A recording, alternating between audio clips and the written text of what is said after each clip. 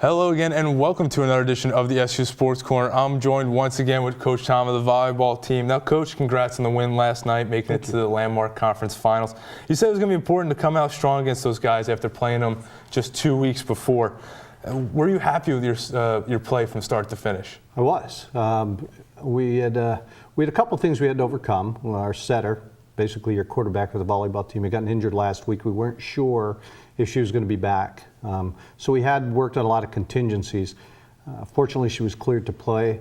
We weren't sure how we were going to come out with that. We figured she'd be a little bit of a beat off, but she picked up quickly, and the team really backed up behind her and supported her, and once they got started, there just wasn't any stopping them. So they performed even better than I thought that they would. Like you're saying, Maggie Harings was hurt last week, but she had 32 of 37 assists last night. She seemed like she's getting back to 100%. How important is that to set up your hitters?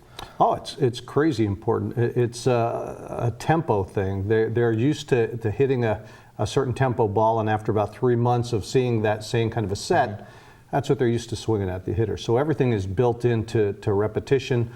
They go when they think they're supposed to go. So having that person that they've been working with on the court, especially at this point of the season, is incredibly important. Now, that's not to take away from our young setter, Julie, who did a remarkable job against Eastern and Messiah and Arcadia over the weekend. But having Maggie back, there's a lot to go there. Not just the physical part, but the mental part. She's like having a coach on the court. Now, you guys did a good job distributing it to your hitters last night. Haley Dunkel had 8 kills, Mary Kate Shirkness with 9, and Erin Byrne with 11. How important is that distribution and keeping Scranton guessing and keeping this momentum going into Juniata on Saturday? Well, that's a good question.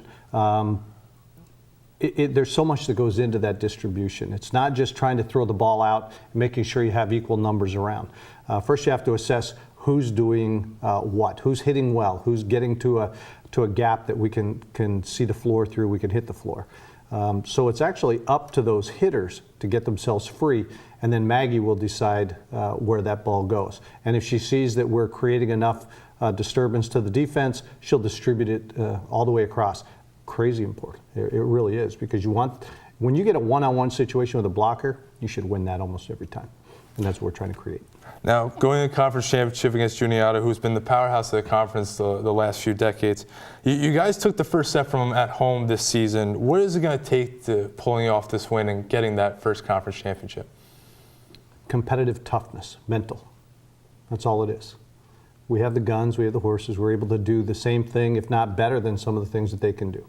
They're not going to be a team that you go in and you walk over. It's going to be just like Eastern. We played tough against Eastern. It was just smash mouth volleyball. There wasn't a whole lot of defense, and there was a whole lot of offense going on. And I think that's the same thing that we need to do at Juniata. It's just the mental competitive toughness, the idea that it can be done.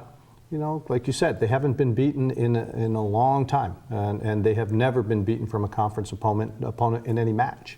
Wow. So that's 40 years worth of not ever being beaten. And so that has a little bit of a mental advantage to some teams.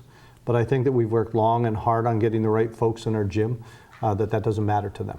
They play their game. It doesn't matter who's on the other side of the court.